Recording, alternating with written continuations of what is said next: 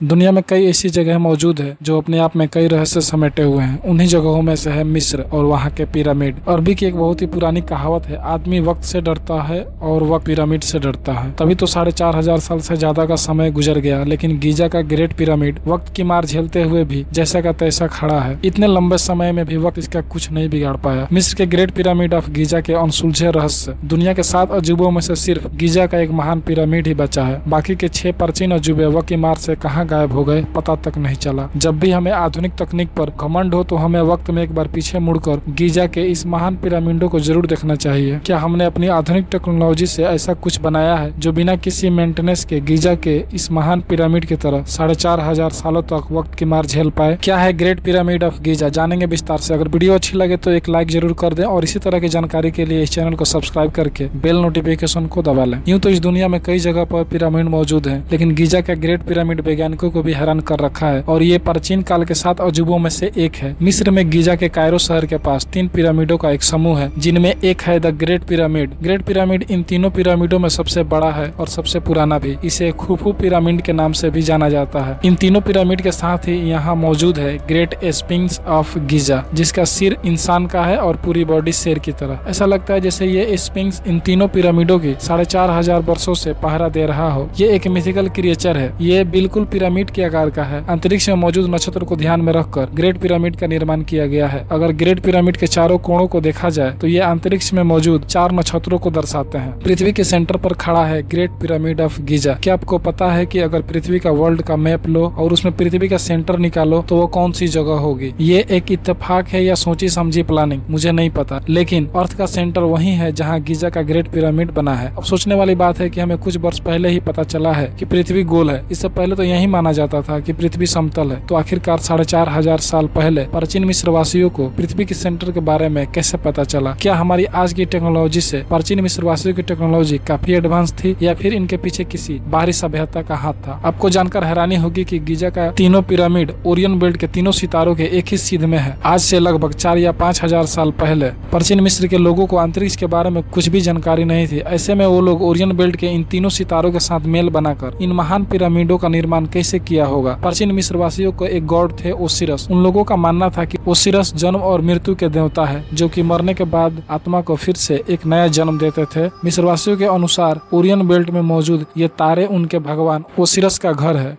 खैर जो भी हो, ये लेकिन सब इत्तेफाक तो नहीं लगते।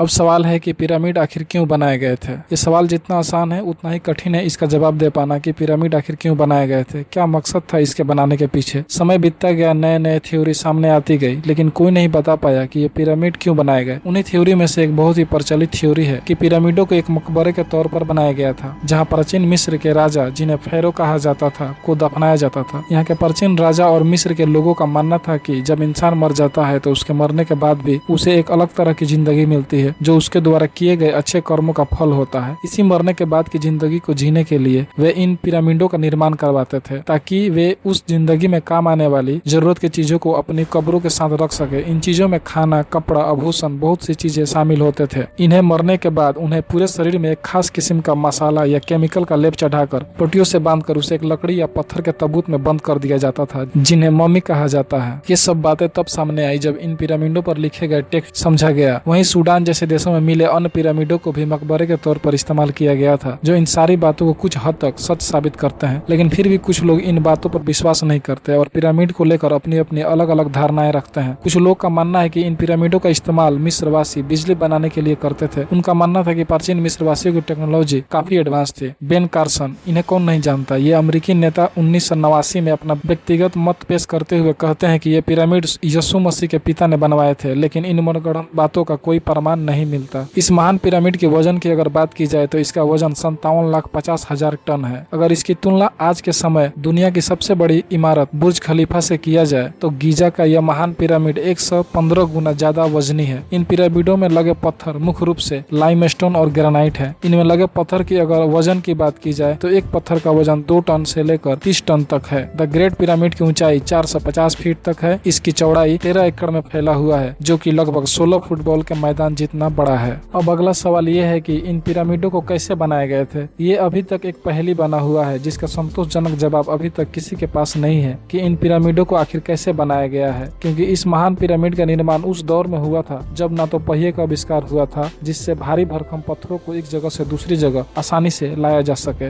या पहुंचाया जा सके, न ही उस समय लोहे जैसी किसी धातु की खोज हुई थी जिनसे बने औजारों से भारी भरकम पत्थरों को काट सकते और तराश पाते। लेकिन प्राचीन मिस्रवासियों ने बिना किसी धातु के औजारों के उन पत्थरों को कैसे काटा होगा, उन्हें बिना पहिए के उन पत्थरों को एक जगह से दूसरी जगह कैसे पहुंचाया होगा। इन सारे सवालों का जवाब जानेंगे इसी वीडियो में। मैं हूं सरताज, बने रहिए मेरे साथ इसी तरह के और इस वीडियो को देखने के लिए इस चैनल को सब्सक्राइब कर लें। आप हमें कमेंट कर सकते हैं मैं अगला वीडियो किस टॉपिक पे बनाऊं। लोगों द्वारा इन पिरामिडों को बनाने के अलग अलग बातें कही गई है। इन सारी बातों में जिस बात में सच्चाई नजर आती है उसके अनुसार मिस्र के लोगों ने पिरामिड के चारों तरफ ईंट, मिट्टी और रेत से बने एक ढलान और उससे घेरने वाले तटबंध का इस्तेमाल किया था, जिसकी ऊंचाई पिरामिड के ऊंचाई और लंबाई के साथ साथ बढ़ती रहती थी। पत्थर के ब्लॉक को स्लेज, रोलर और लीवर की सहायता से रैंप पर चढ़ाया जाता था। पिरामिड की शुरू के लेयर को बिना किसी गारा के ही बनाया गया था। गारा एक विशेष प्रकार का मिश्रण होता है जिसका उपयोग पुल या भवन निर्माण में ईंट या पत्थरों को जोड़ने में किया जाता है। इसे मसाला भी कहा जा सकता है। इनमें इस्तेमाल किए गए गारा या मसाले का भी अपने आप में एक रहस्य। वैसे वैज्ञानिकों ने इस गारे का पता लगा लिया है लेकिन इसे बनाने में अभी तक सफलता नहीं मिली है।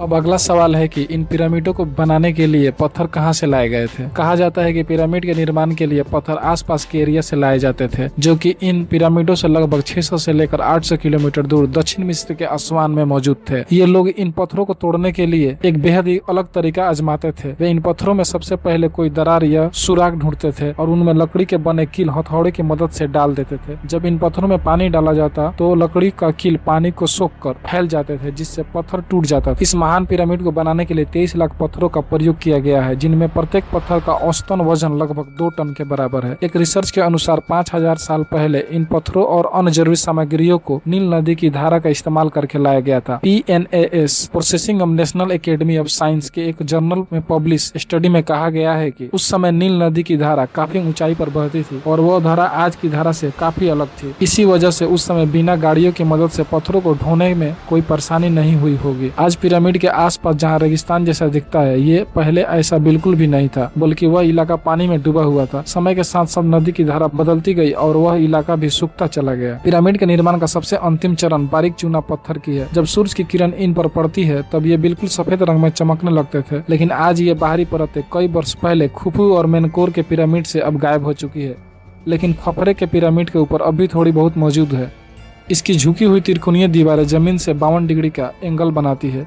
इसके कमरे इतने कुशलता से बनाए गए हैं कि अंदर जाने का कोई रास्ता नहीं है। पिरामिड में जगह जगह टनल बने हुए हैं, लेकिन ये टनल क्यों बनाए गए हैं ये कोई नहीं जानता। पहले ऐसा माना जाता था कि टनल वेंटिलेशन के लिए बनाया गया होगा, जिससे इसमें हवा आसानी से आ जा सके, लेकिन जब खोजकर्ताओं ने इस टनल के अंदर एक रोबोट को भेजा तो पाया कि टनल अंदर से बंद है। इससे साफ जाहिर होता है कि ये टनल को हवा के लिए नहीं बल्कि किसी खास मकसद के लिए ही बनाया गया होगा। ग्रेट पिरामिड में अभी तक केवल 3 चेंबर को ही खोजा जा सका है, बेस चेंबर, क्वीन चेंबर और सबसे ऊपर है राजा का चेंबर। ऐसा नहीं है कि इसमें केवल 3 ही चेंबर है। 2011 में क्वीन चेंबर में एक रिमोट कंट्रोल कैमरा भेजा गया तो उसने देखा कि सामने रास्ता बंद है, लेकिन सामने मौजूद एक पत्थर में धातु की पिन लगी हुई थी। खोजकर्ताओं को लग रहा था कि इसके पीछे एक और चेंबर हो सकता है। जब उन्होंने उस पत्थर में सुराख करके एक छोटे से रोबोट को भेजा तो रोबोट में लगे कैमरे ने एक फोटो खींची, लेकिन इसके बाद कैमरा ने काम करना ही बंद कर दिया, जिसके चलते आगे की जानकारी अधूरी ही रह गई। इसके बाद से मिस्र की सरकार ने पिरामिड के अंदर खोजबीन करने के लिए किसी भी देश को अनुमति नहीं देता है।